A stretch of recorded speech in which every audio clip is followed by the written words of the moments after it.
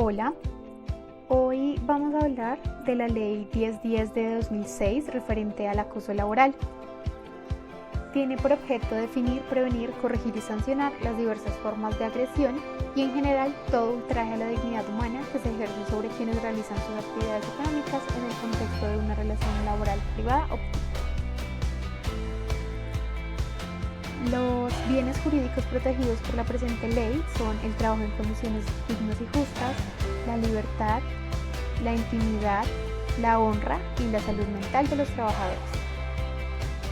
Como definición de acoso laboral, tenemos toda conducta persistente y demostrable ejercida sobre un empleado o trabajador por parte de un empleador, un jefe o superior jerárquico inmediato o mediato, un compañero de trabajo o un subalterno, encaminada a infundir miedo, intimidación, terror y angustia, a causar perjuicio laboral, generar desincentivación en el trabajo o inducir la renuncia al mismo.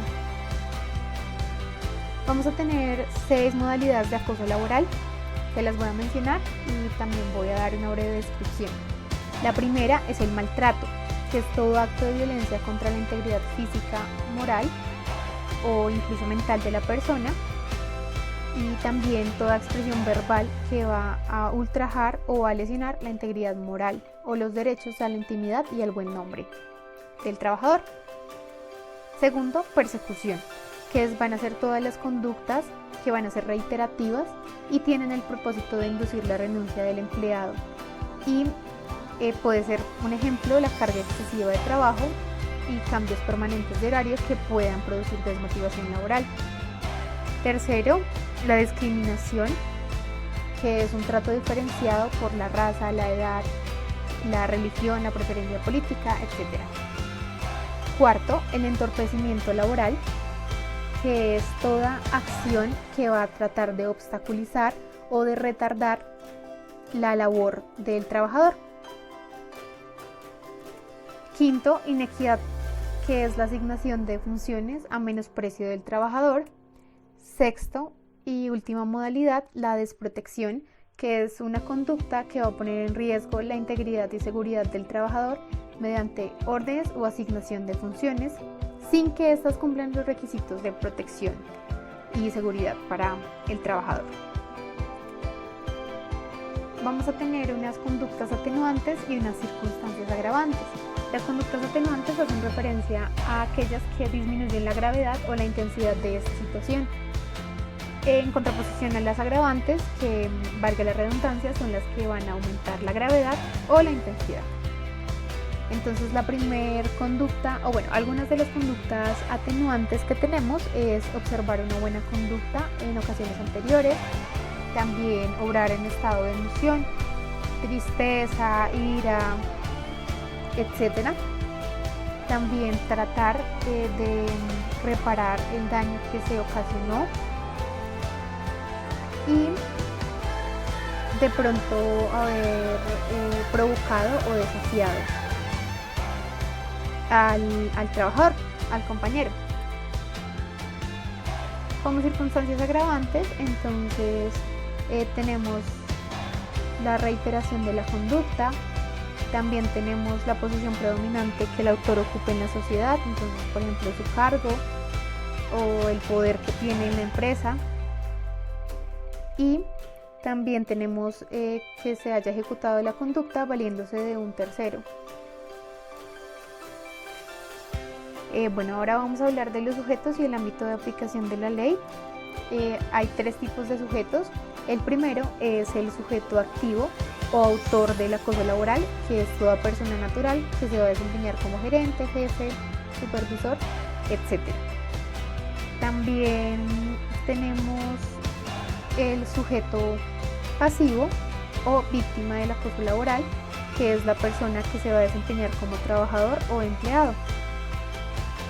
Y por último tenemos el sujeto partícipe, que puede ser la persona que como empleador va a promover o inducir o favorecer el acoso laboral, y también la persona que va a omitir los requerimientos o amonestaciones que se profieren por los inspectores de trabajo en los términos de la ley. En cuanto a las conductas que constituyen acoso laboral, entonces se considera que hay acoso laboral si se evidencia la ocurrencia repetida y pública de cualquiera de las siguientes conductas que les voy a mencionar. Entonces, en primera instancia encontramos los actos de agresión física independientemente de sus consecuencias, las expresiones o injurias o ultrajantes sobre la persona con utilización de palabras que sean soeces o con alusión a la raza, el género, el origen familiar o nacional, la preferencia política o el estatus social. También se habla de que se considera acoso laboral si los comentarios que realiza el empleador son hostiles y humillantes de descalificación profesional expresados en presencia de los compañeros de trabajo.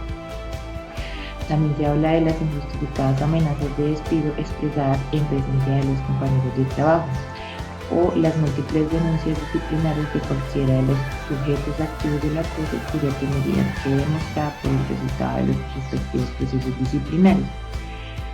También hablamos de la descalificación humillante y en presencia de los compañeros de trabajo de las propuestas y opiniones de trabajo. Las burlas sobre la apariencia física o la forma de vestir formuladas en público. La alusión pública a hechos pertinentes de la intimidad de la persona. La imposición de deberes o que sean extraños a las obligaciones laborales, las exigencias abiertamente desproporcionadas sobre el cumplimiento de la labor encomendada y el brusco cambio del lugar de trabajo o de labor contratada sin ningún fundamento objeto. La exigencia también a laborar en horarios excesivos respecto a la jornada laboral que fue contratado el trabajador o legalmente establecida, los cambios sorpresivos de turno laboral y la exigencia permanente de laborar en dominicales y días festivos. El trato que sea notoriamente discriminatorio respecto a los demás empleados en cuanto al otorgamiento de derechos y prerrogativas laborales y la imposición de deberes laborales. La negativa a suministrar materiales e información absolutamente indispensables para cumplir la labor. Y la negativa que sea claramente injustificada a otorgar permisos, licencias por enfermedad, licencias ordinarias y vacaciones cuando sean las condiciones legales, reglamentarias o convencionales para pedirlo. También se habla del envío de anónimos, llamadas telefónicas y mensajes virtuales con contenido injurioso, ofensivo o intimidatorio o el sometimiento a una situación de aislamiento social. Estos casos que acabo de mencionar son los que constituyen conductas de acoso laboral. En caso de que alguna conducta que se considere acoso laboral o que la persona lo considere acoso laboral no esté enumerada en el artículo de esta ley, lo que se debe hacer entonces mostrarle a la autoridad competente. La autoridad competente lo va a valorar y va a apreciar la circunstancia de acuerdo a la gravedad de la conducta y la capacidad de ofender, y así pues se hará como tal un respectivo manejo.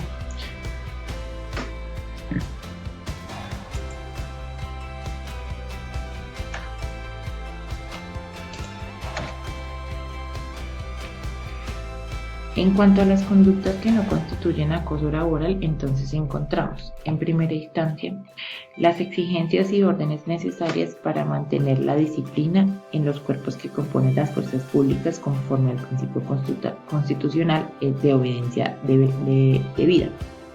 Los actos que sean destinados a ejercer la potestad disciplinaria que legalmente corresponde a los superiores jerárquicos sobre los subalternos. También se habla de la formulación de exigencias razonables de fidelidad laboral o lealtad empresarial e institucional. Hablamos de la formulación de circulares o memorandos de servicio encaminados a solicitar exigencias, ya sea técnicas o a mejorar la eficiencia laboral y la evaluación laboral de subalternos conforme a indicadores objetivos y generales de rendimiento. Y también se habla de la solicitud de cumplir deberes extras de colaboración con la empresa o la institución cuando sean necesarios para la continuidad del servicio. Las actuaciones administrativas o gestiones encaminadas a dar por terminado el contrato de trabajo con base en una causa legal o una justa causa. Esto pues ya se evidencia como tal en el Código Sustantivo de Trabajo o en la legislación sobre la función pública. También se habla de la solicitud de cumplir los deberes de la persona y el ciudadano, la exigencia de cumplir las obligaciones o deberes que habla el Código Sustantivo de Trabajo y así como de no incurrir en las prohibiciones que trata este mismo. También se habla de las exigencias de cumplir con las estipulaciones contenidas en los reglamentos y las causas de los contratos de trabajo y la exigencia también de cumplir con las obligaciones, deberes y prohibiciones de que trata la legislación disciplinaria aplicable a los servidores públicos.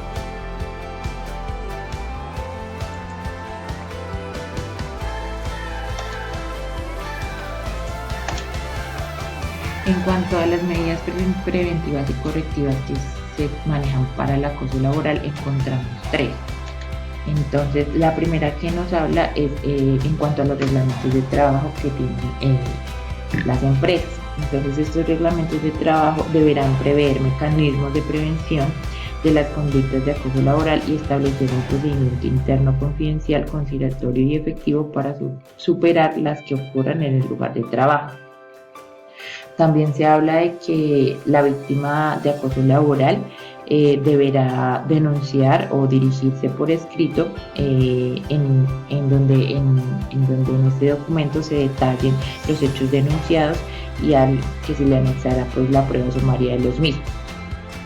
Y como tercera instancia, entonces se encuentra que quien se considere víctima de una conducta de acoso laboral, algunas de las modalidades que ya describimos, podrá solicitar la intervención de una institución de conciliación autorizada que sea legal a fin de que amigablemente se supere la situación de acoso laboral. Ya en última instancia hablamos del tema del tratamiento sancionatorio, en donde se habla de que cuando se considera acoso laboral se sanciona de la siguiente manera. Entonces, como falta disciplinaria gravísima del Código Disciplinario Único cuando su autor sea un servidor público, como terminación del contrato de trabajo sin justa causa cuando haya dado lugar a la renuncia o el abandono del trabajo por parte del trabajador. Esto se rige por el Código Sustantivo de Trabajo. También se habla de que se realiza una sanción de multa entre 2 y 10 salarios mínimos legales mensuales para la persona que lo realice y para el empleador que lo tolere. Y también se habla de que hay obligación de pagar a empresas prestadoras de servicios de salud y a las aseguradoras de riesgos laborales el 50% del costo del tratamiento de enfermedades profesionales, alteraciones de la salud y demás secuelas originadas en el acoso laboral. Y ya como última medida, entonces la presunción de justa causa de terminación del contrato de trabajo por parte del trabajador particular y exoneración del pago del preaviso en caso de renuncia o retiro del trabajo. Listo, esto fue todo sobre la ley 1010 del 2006 en cuanto al acoso laboral. Muchísimas gracias.